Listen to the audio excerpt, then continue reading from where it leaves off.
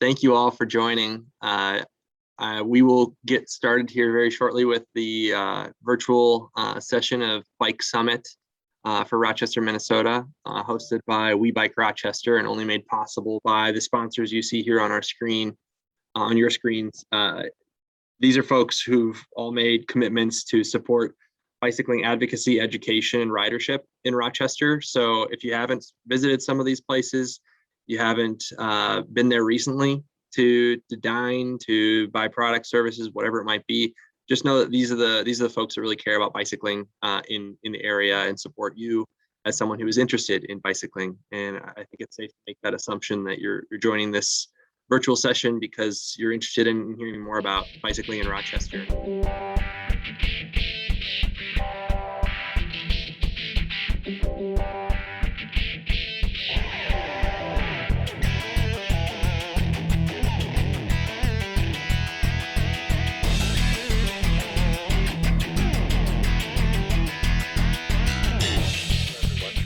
Today or joining us today, and for I think a couple of you probably joined us for the Bike MN annual meeting, which I provided many of these updates for, but I also have some more recent updates from Washington DC about what's going on, because they are debating the reconciliation bill as we speak, and there's some good things for bicycling in there, but they may be in trouble, so we can potentially use your help. So, but yeah, let's start and talk a little bit about Bike MN.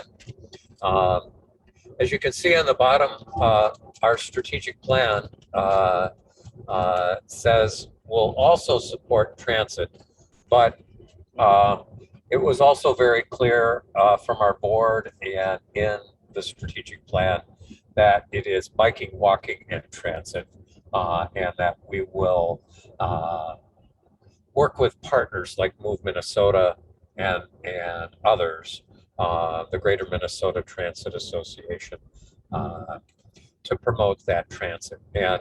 And what you'll see as we'll discuss at the end, that this needs to be a part of a campaign, a statewide campaign, just to get people to bike, walk, and take transit more, and drive a little less. But what's really fun is I've been using this slide for at least 7 or 8 years. It's nice that our strategic plan recognizes it, and the other advocates for the other modes recognize that biking and walking and transit are important and fit together. So next slide. I've also been using this slide for many years too, and I'm just thrilled, and I'll talk about that in a minute, about the number of communities that really have, and businesses that have bought into this message that a thriving and sustainable community or business needs to talk about being bicycle friendly and walk friendly, and as you know, we've been working with communities all over the state. So next slide. And that message has been very well received. There are now 32 bike-friendly communities all over the state.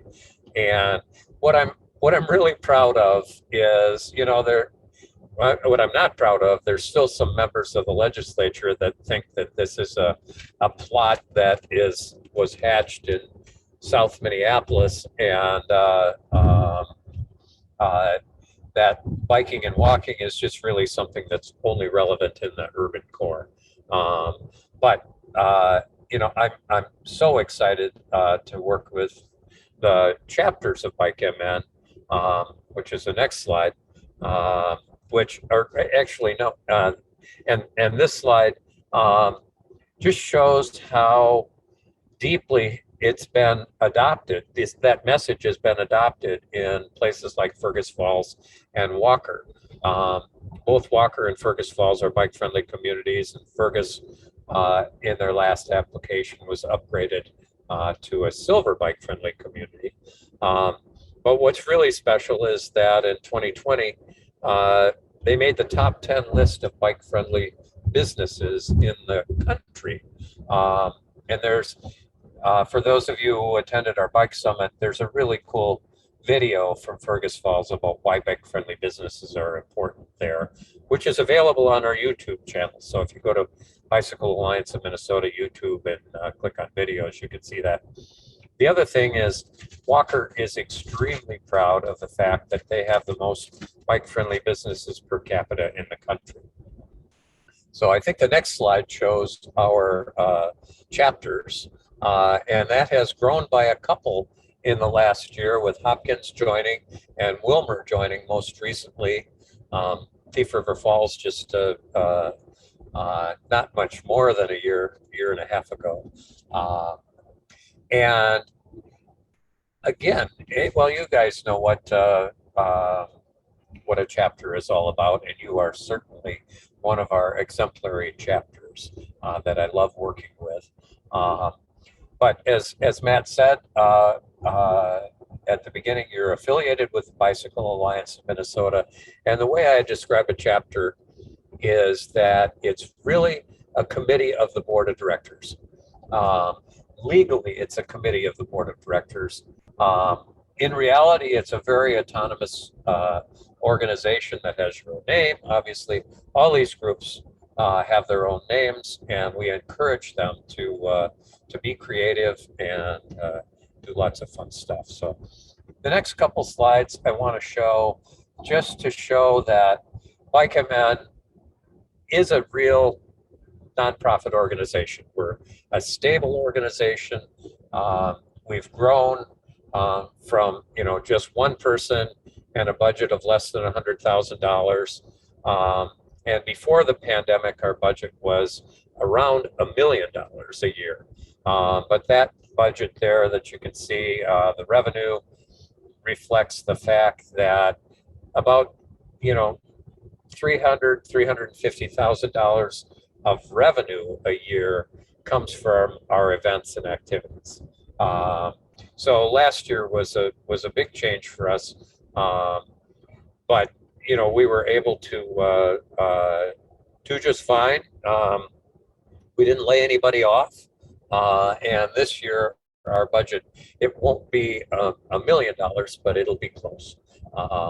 And the next slide after this one shows that we do have an asset balance of $350,000. 150 of that is the van and the bike fleets. But again, I'm just telling you this. I want you to know that we're a stable organization and that we will be there for you a decade from now. So now the next slides, quickly, I'll give you a little report about what's been going on around the state.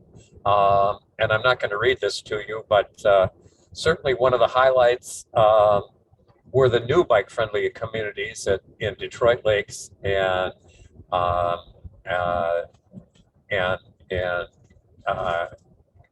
the renewals. Obviously, Proctor was pretty close and got an honorable mention. But I'm very excited that Stillwater has turned in an application. So I'm hoping that Stillwater will be our 33rd bike-friendly community in Minnesota. But they are not as well established with the education programming. They don't do it in their schools except in after-school programming that's not part of FIAD or health. So anyway, and the last sentence there really excites me is that on a monthly basis, Natalie, who is in that picture on the left, me in the middle, and that's Rick, the coordinator of Sustainable Stillwater, who turned in the bike-friendly community application.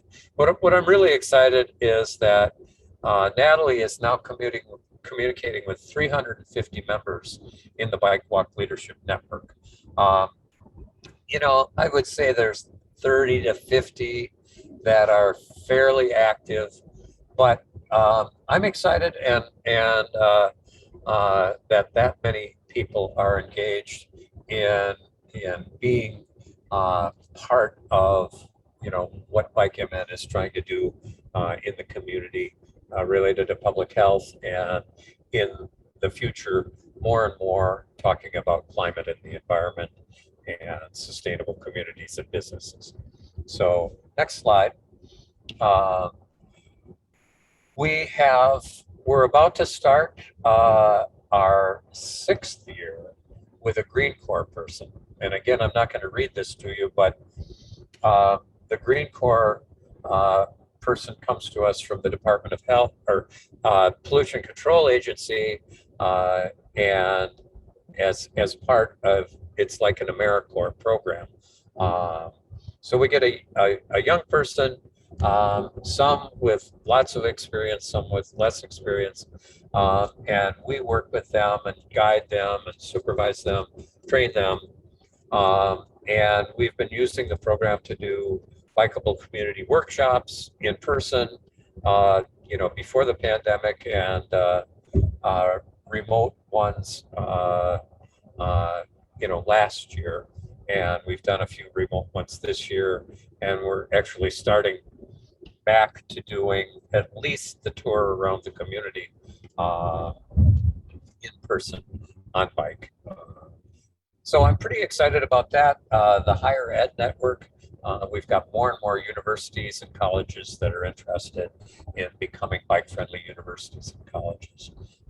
So anyway, it's a great partnership, and the Pollution Control Agency seems to think that it's a great partnership because they keep awarding us a Green Corps person, which is basically a full-time employee for 11 months. So it's really a neat program. All we need to do is give them a computer, a phone, and a desk and a chair. So anyway, next slide. I really owe a lot of what the success on this page to the members of the Minnesota House of Representatives, particularly the chair of the Transportation Committee, Representative Frank Hornstein, and I would say our leading advocate at the Capitol has been Representative Connie Bernardi from New Brighton. She was the author of our policy bill and funding bill that talked about creating our funding the active transportation program, which was created more than 5 years ago, but it's never been funded at the local level. And the way I describe that, I think you're probably all familiar with the National Transportation Alternatives Program, which has been around since the early 90s. That Congressman Overstar helped create or created. But we decided years ago, in partnership with the Minnesotans for Healthy Kids Coalition, that the MnDOT Transportation Alternatives programs and Safe Routes to School programs were only funding a small portion of the requests that they were getting, and that we really needed to get money either from the bonding bill or some other hopefully sustainable source in the future for active transportation and safe routes to school. Because of the Senate not supporting those programs, the Senate leadership, current Senate leadership, not supporting funding those programs, thinking it's a local thing that should be funded. We've had a challenge trying to get any sustainable funding for it. But this year, because the federal government kicked in just a lot of money, and Minnesota went from having a budget deficit to a budget surplus, practically overnight, they were able to put $5 million of general fund money. So anyway, the other thing on there that I think is really interesting, it really upped me being appointed to the MnDOT Sustainable Transportation Advisory Council, really upped our involvement in the message, the climate change message, and upped the commitment, I think, to the Governor Walz administration and Commissioner Kelleher at MnDOT commitment to making sure that everybody realizes that biking and walking are a big part of the solution. So I'm really happy about that. And as you'll see in our strategic plan, our upcoming efforts are going to revolve around that bike walk transit campaign. We're going to try and do the policy stuff and more funding stuff in 2022. And I'm also serving on the National Bike Summit Advisory Committee. And hopefully some of you might be able to join us in Washington, D.C. probably next spring. But I'll keep you posted about that. So next slide. The most exciting things here, I think you've all seen a copy of our handbook. But in 2020, we took over the Cycles for Change Adult Learn to Ride program in the metro area and decided that we wanted to make sure that program continued even though Cycles for Change ceased operations in late 2019. So we applied to the Met Council and actually got a 2-year grant for a lot. $500,000, and we have to match some of that with staff. Anyway, so we are going to start October 1st, and it's a 2-year grant to October 1st or September 30th, 2023, to expand that program to some of the inner ring suburbs where people of the greatest need live. People, new immigrants, and low-income people that could really use the bicycle as and walking and transit as a great way to get around. And in just a couple weeks, we're going to hold the biggest BIPOC-only LCI seminar that's ever been held in the country. It's not a ton of people. I think it's 8 or 9, but still, that's a wonderful step forward, and I'm very excited about that, working with the League of American Bicyclists, and start dreaming right now about how we can expand that Adult Learn to Ride program statewide, maybe, and we'll talk about it at the end of the meeting. So next slide. I think you all know about Walk Bike Fun. Needless to say, our model of in-person, one-day-long in-person trainings was turned on its head a year ago or a year and a half ago. And I'm just so proud of the staff, Michelle and CJ in particular, Maya for producing videos, and Nick for orchestrating the whole thing as their supervisors, to change Walk Bike Fun into a 3-part training series where the first portion is learn on your own. The second portion is a Zoom call with CJ and Michelle for several hours, and the third portion is an in-person on-bike training session, but it's outside. So they were able to do quite a few of those this summer. The other cool thing, and I think many of you know this too, is that Walk Bike Fun has been released in 3 languages, Spanish, Somali, Hmong, as well as English. So I'm pretty excited about that, and I hope you're using those Learn at Home fact sheets, which are on our new walkbikefun.org website. Next slide. Again, last year was a very challenging communications year. Lots of big stories. But again, I think we've done a great job. And one of the most successful things, I think, was the recognition and promotion by the media that people were walking and biking more than ever during the pandemic. Um, and I forgot to lay claim to that in the advocacy slide that 2 days before the shutdown order, the Commissioner of Transportation called me and said, what do you want the shutdown order to say? And I simply said, don't do what the state of New York did, which was ban biking and walking, and then rescind that order 3 days later because everybody went crazy. So I got to work with the Attorney General's office to actually write the language which exempted bike shops and the activities of biking and walking. So again, we have a strong social media presence. We're working to upgrade our action alert system using Salsa Engage.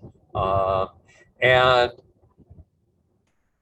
uh, and again, figuring out how our communications can be part of that big campaign that we hope to provide the spark to start.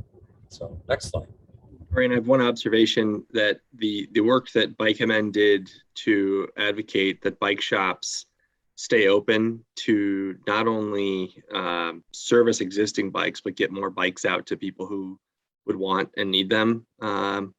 That foresight of like how many people are going to be out and about. I'm sure a lot of people who are joining the session today saw an increase in trail usage and bike facilities usage, walk facilities usage. So it just became more important to a lot more people. And it's further evident because when you go into bike shops nowadays, sometimes those shelves are empty. Like there are not bikes or parts available. If you have a specific part you need to find, you might be out of luck getting it to make your bike functional. So that initiative, just to be communicating with the stakeholders who make these decisions, I guess make the communications with the decision makers, was so important. And just kind of, I wanted to trickle down kind of what BikeMN's doing and how it affects all of us here as cyclists in the state. So thanks, Dorian. Yeah, thanks, Matt. It's really honor to be that organization that is trusted by the administration. And I see a question from Paul in the chat. And yes, we are planning community rides and other social events.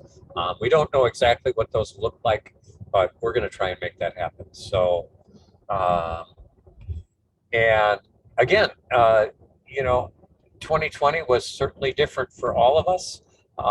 And we're really excited that we have, I thought, oh my gosh, we're not going to have anything to do. Now's the time to do the work to launch a new website. Well, it turned out that we had way more to do than we had in the past. And then we layered a website on top of that. So I'm really, really excited. If you guys haven't been to our new website, the bikemn.org or the walkbikefun.org website, they're just kind of mind-boggling.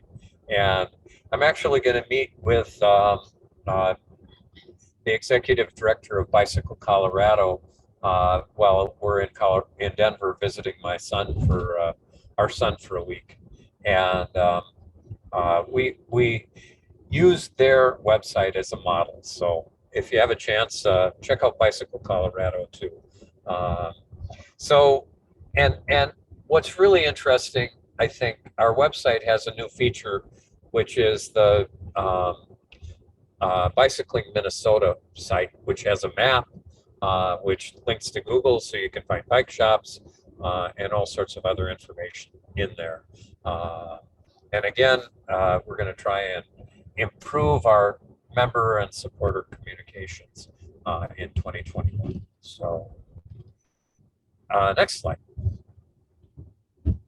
I already talked a little bit about the 3 million for safe routes to school in 2020, and the 5 million for safe routes and the 5 million for active transportation. I think one of the other key things, which was, not opposed by the Senate at all, was to update the e-bikes definitions and rules to the three class system. I suppose that's because it had that business pitch that the Republican-controlled Senate, adopted it. So, but again, they're very challenging to deal with when we're trying to do anything related to the policy language or funding in the transportation policy and funding bill.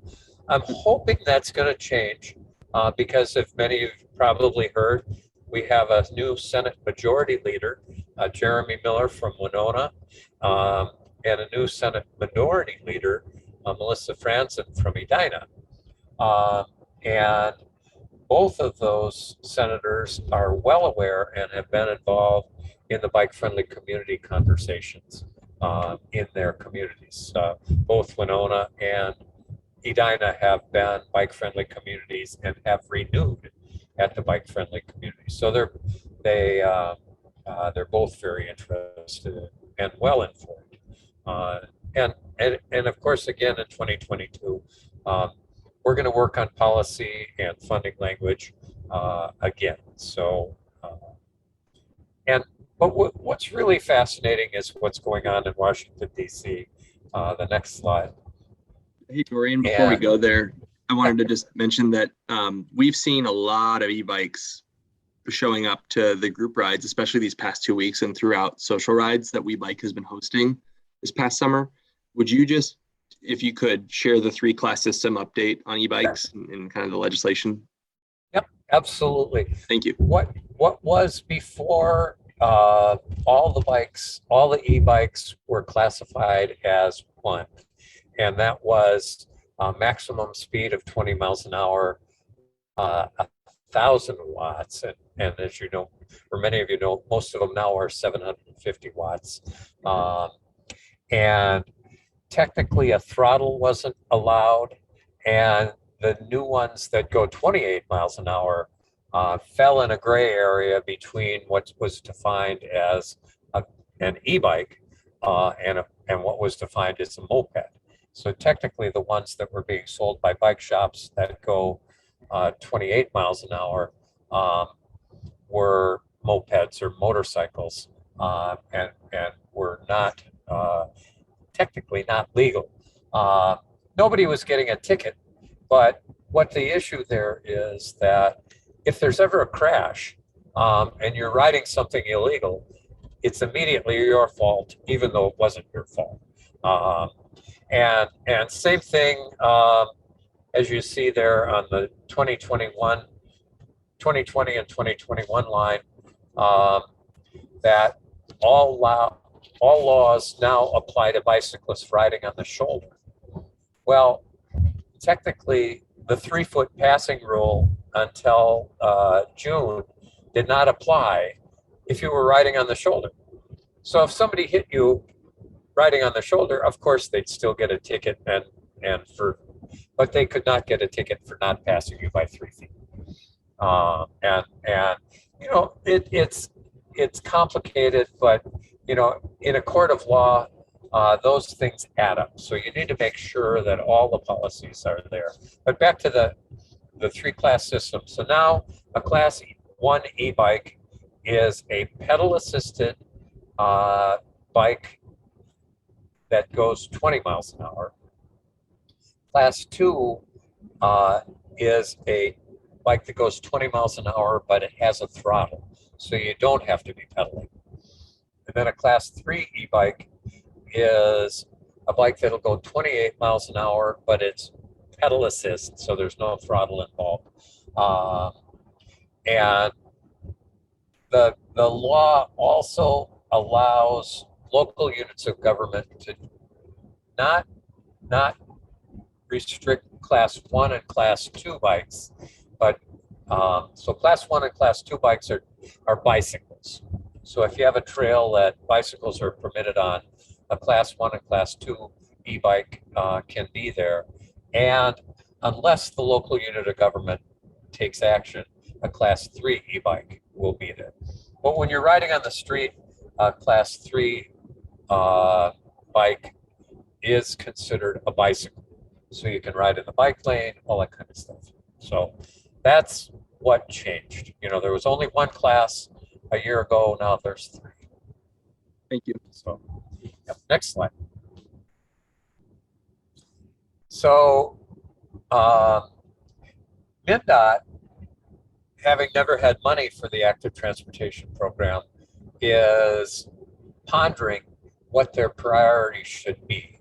And they're going to ask you, they're going to, in some way gather input from all over the state. I think they're leaning heavily towards planning grants. And that's a good precedent because they've spent, partnership with the Department of Health, a lot of money on safe routes to school planning grants. So I think active transportation planning is a logical next step. But I'm also thinking that education, in particular adult education, would be a logical next step, and perhaps more encouragement. I joke with people that there should be billboards on the freeways that say, biking 2 miles 3 times a week reduces your risk of heart disease by 47%. Who knows? Maybe if we yell out enough, we'll get some of those billboards, and of course infrastructure grants. But we'll talk about that more at the end of the presentation. And yes, we will notify the chapters about when these grants are available. And the Safe Routes grants are actually open right now, so you should be talking about that. But what's really fascinating is pretty much no matter what happens, there's going to be a lot more money for biking and walking and safe routes to school coming from Washington, D.C. Somewhat not controversial Infrastructure and Investment and Jobs Act that passed the Senate and was widely reported on as the $1 trillion bipartisan bill that the president likes a lot, is actually the 6-year reauthorization of the transportation funding bill and a huge one-time investment all rolled into one.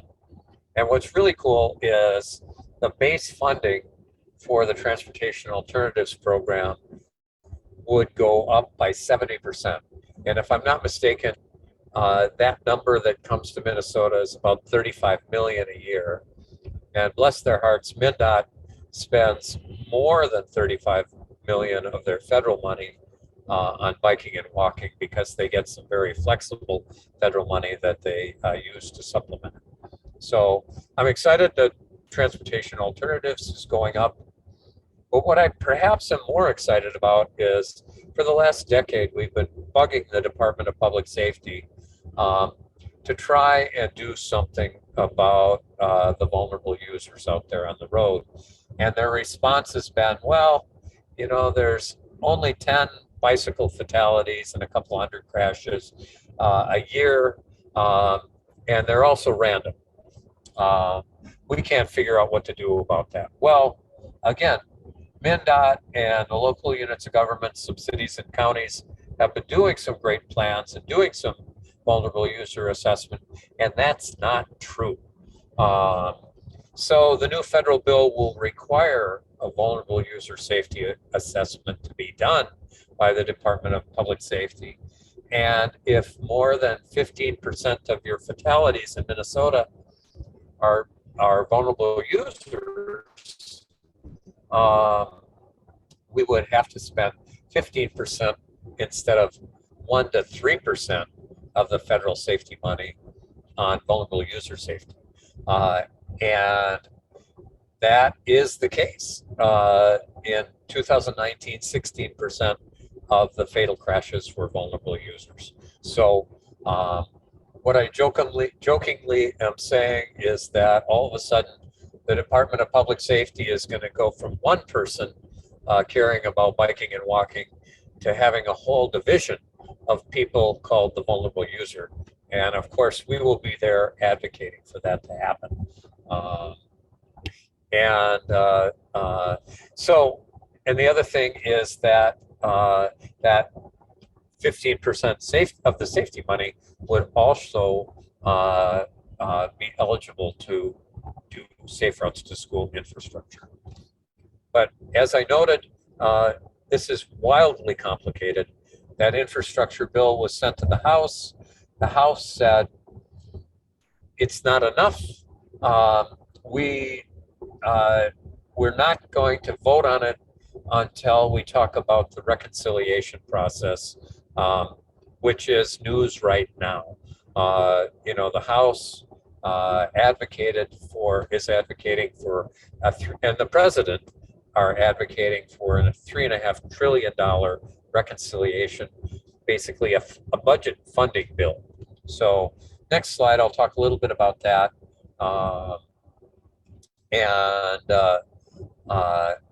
As some of you may have heard that some of the more conservative senators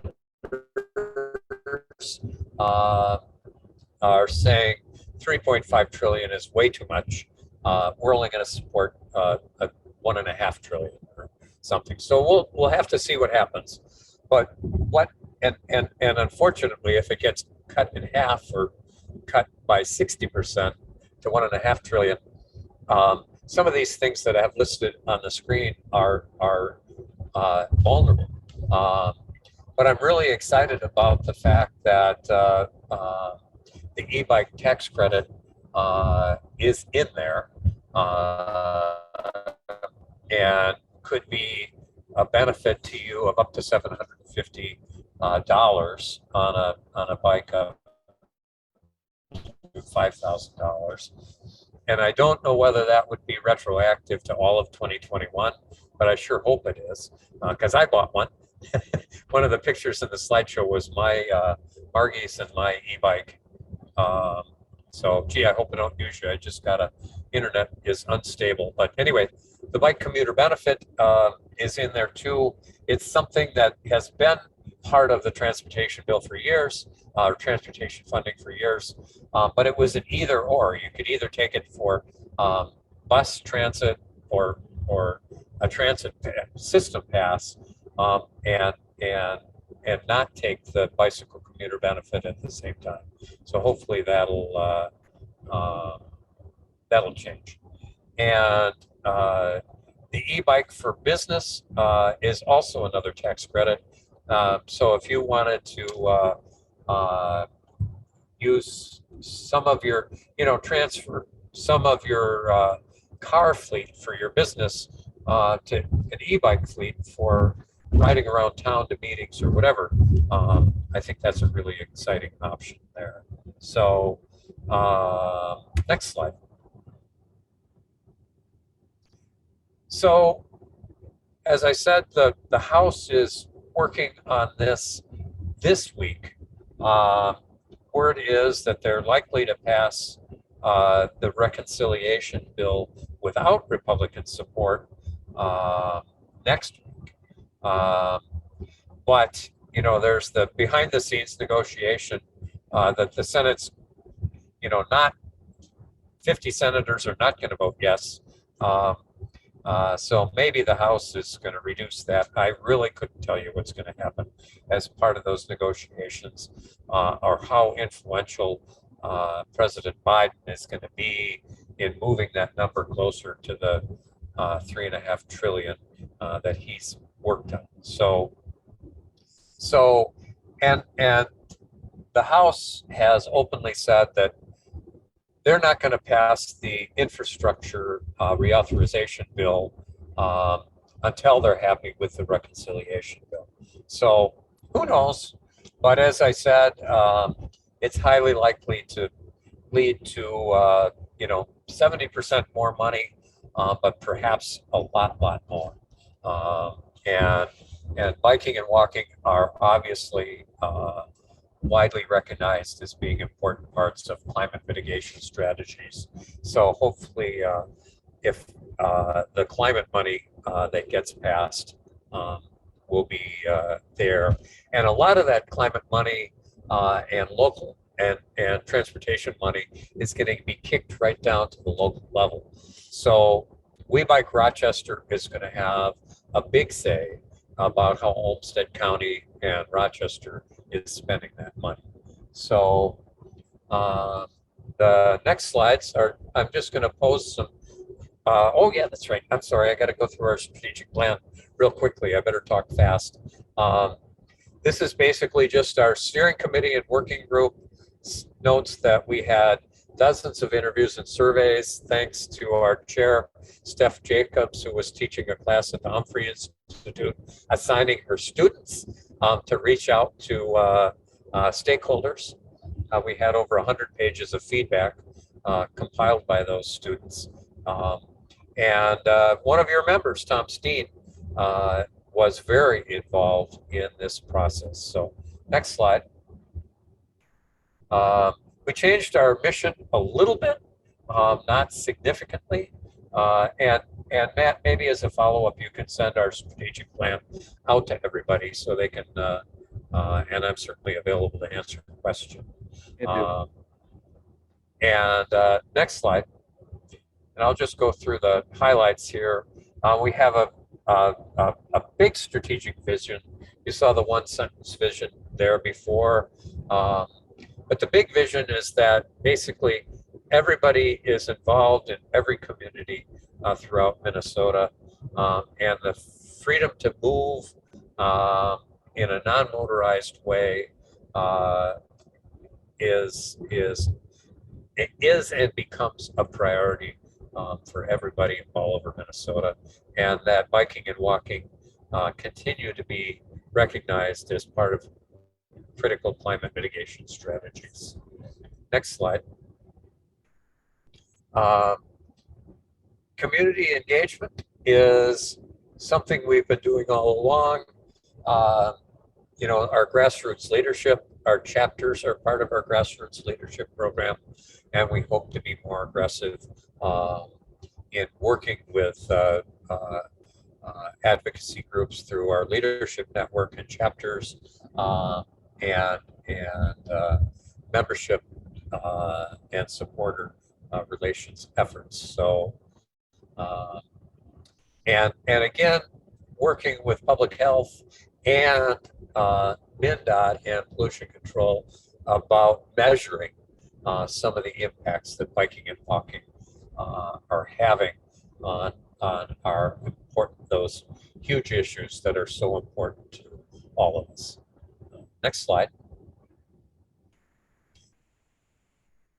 Again, we're going to continue to build that base of support statewide. It's one of the things I enjoy the most is working with our local grassroots leadership and then taking that message to the legislature. And I think more and more we're going to take that message to funders and major donors that are going to be able to take our programming to the next level. And again, that system change narrative away from car culture and biking, walking, and taking transit more. So next slide. You can, the strategic plan is posted at bikeman.org. If you have specific questions, you can certainly ask me. But Nick Mason, our deputy director, was the person that coordinated that effort. So next slide. Now, I also on our website, we're taking nominations for the Minnesota Bike Awards. So most effective local advocacy group, you should nominate yourselves and some advocates that have been involved. So take a look at our website and we would welcome some nominations from Rochester. And the next slide, I think, is, I'm finally to my questions where we can have a little conversation and maybe just pop, but Matt, if you can unmute everybody, maybe see if others have thoughts about active transportation program being prioritizing planning or education, infrastructure, or whatever. I'm interested in your thoughts, and maybe we can talk about this for just a couple minutes, and then I have a couple other questions for you too. Thanks, Dorian. And one prompt and just a mention for folks, if you'd like to unmute and share your thoughts, please, you're welcome to. Please feel free to either use a reaction within the Zoom tools to raise your hand, or simply just unmute yourself. I think we can be casual here. Dorian, I wanted to just mention that we heard from Rochester, City of Rochester Public Works and Community Development earlier this week about the local active transportation plan. And we heard a lot of interest about transit in that plan, because you are likely, as a person moving about your community, to walk and or bike to that point of transit, either beginning of trip and or end of trip. Well, actually, it would be beginning of trip and end of trip. So the facilities to allow for that is something that our active transportation plan is taking into consideration. Could you talk a bit more just about how that might be integrated into active transportation programming? Yeah, absolutely. Obviously, two of the keys there are good shelters at bus stations, but also bike parking and being able to put your bike on the bus. I know all Metro Transit buses in the Twin Cities metro area now have bike racks for bikes, and the light rail has, I think, 4 bike racks in every car.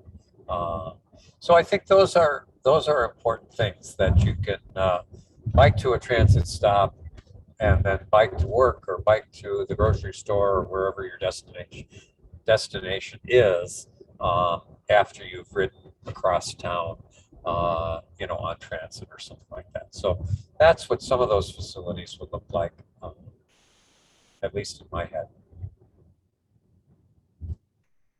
Thanks, Dorian. Yeah, again, I'm welcoming your input here, and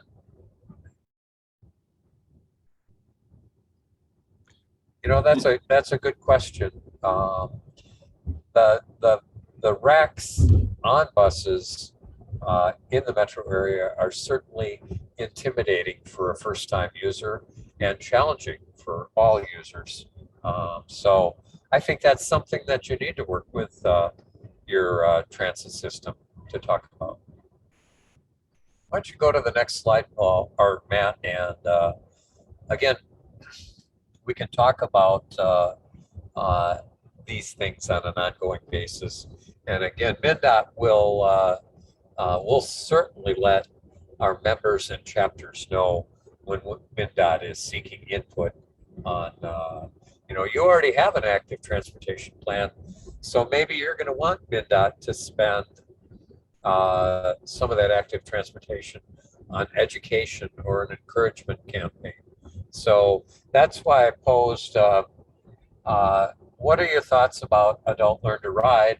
I know there's lots of new immigrants in Rochester. You've been doing a lot of education work. So, I'd welcome your input here too.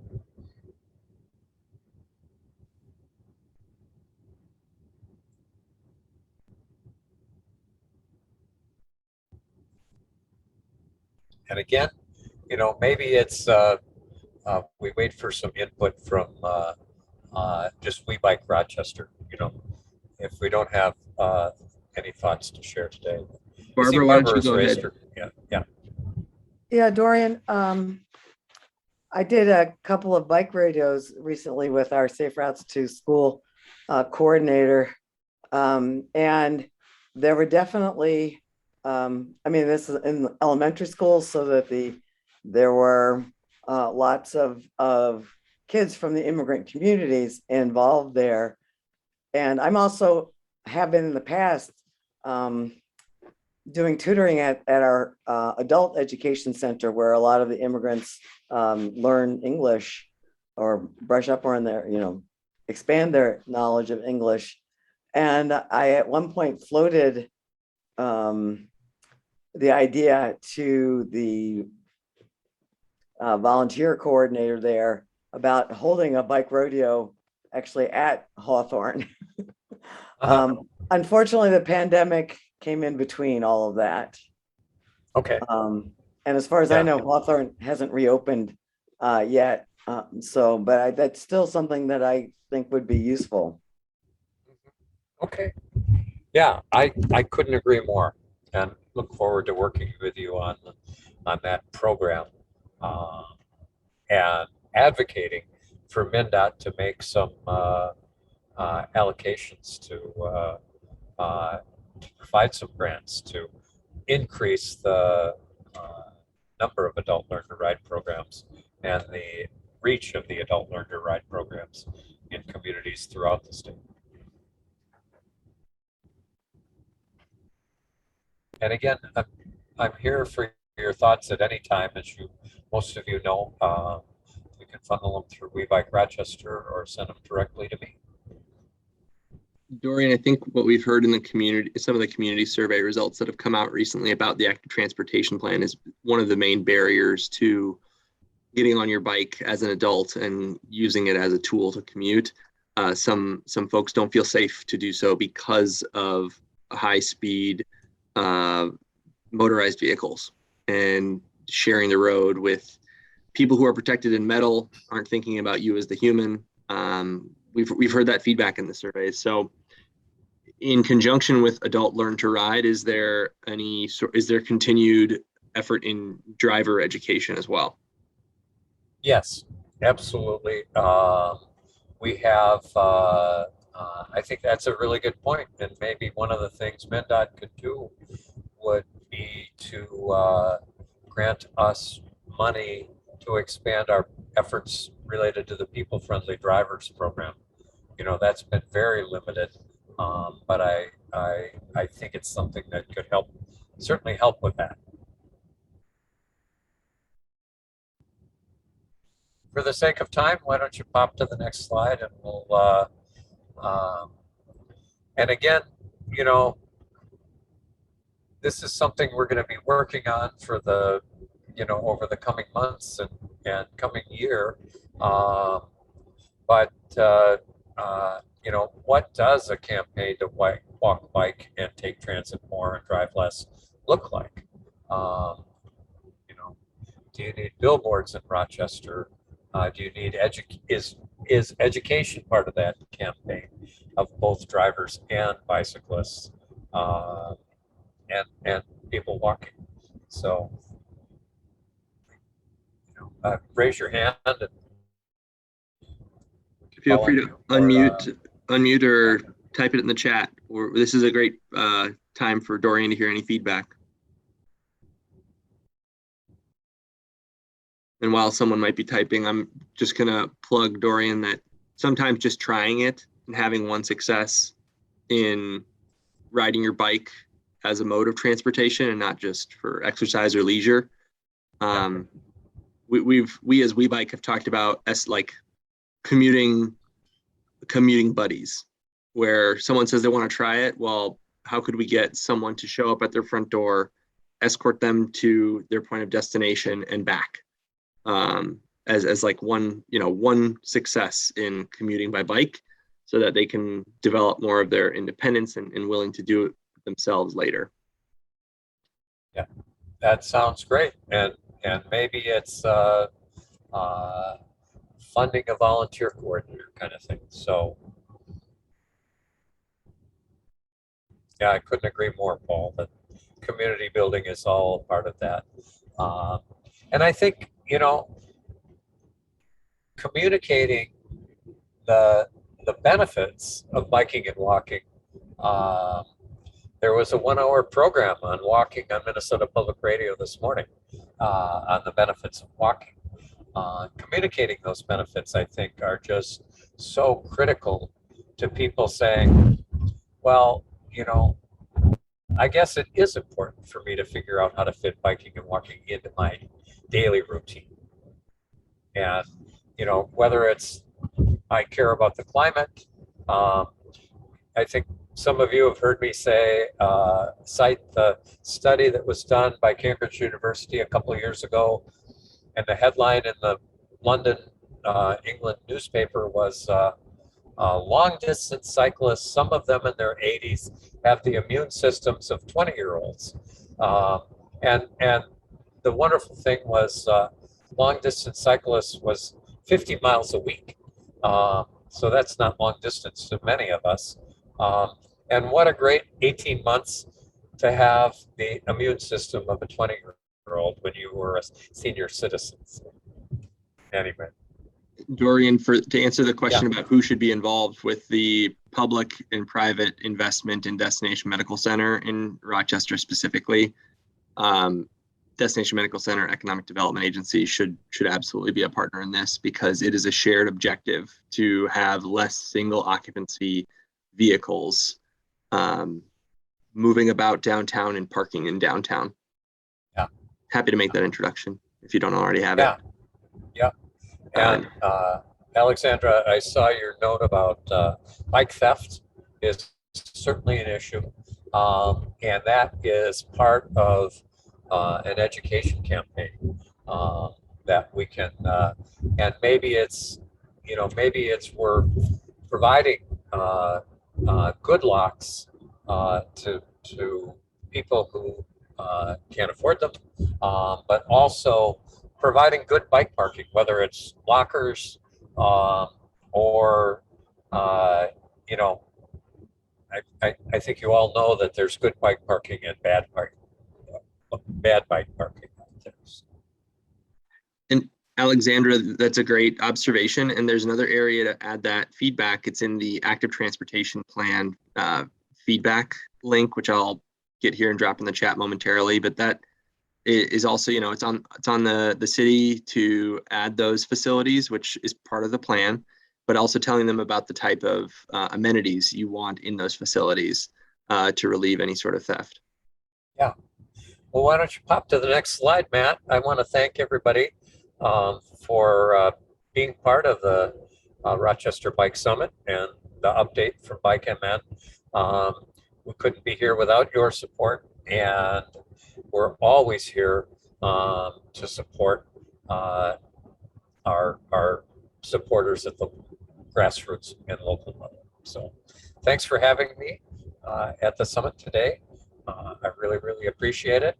And now that the pandemic, let's hope that the pandemic quiets down a little bit more, and I'll try and join you for some meetings in later this year or in 2022.